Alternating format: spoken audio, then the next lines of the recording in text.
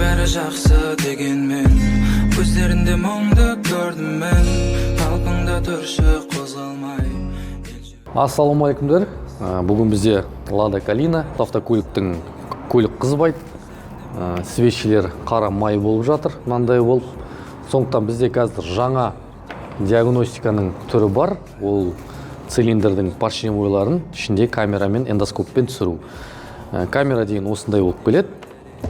Міне, бұл автокамера. Камерамен өстіп цилиндрдің ішіне кіреміз.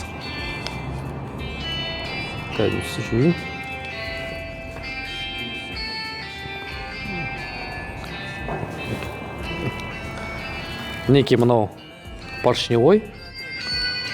Поршендерде задиры бар, міне, қатты, сызық. Сосын клапанның жағдайында білуге болады. Мынанда мынау міне клапандары автокөліктің. Клапан сальникте май кетіп жатыр. Соны клапан сальниктерін ауыстыру керек. Клапан зажатый болып жатыр автокөлікте. Және поршенде гильзалары сызылып жатыр.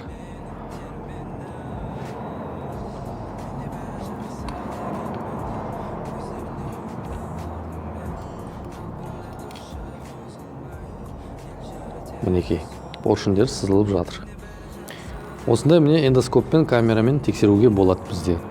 Автокөліктің проблемасы свечтер майланып кетеді, дұрыс жүрмейді, қызбайды. Бұл және мысалы машина сатып алатын болсаң да тексеруге болады, тексеруге болады. Проблемасы міне.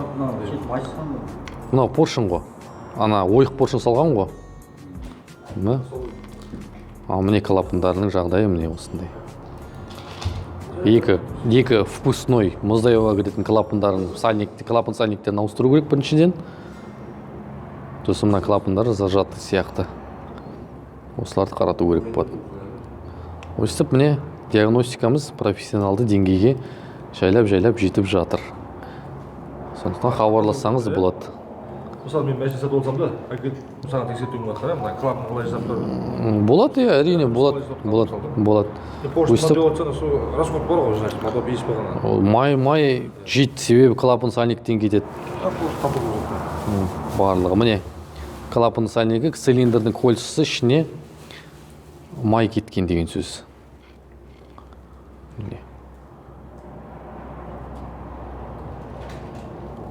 Осындай міне диагностикамен жасауға болады, ағайын.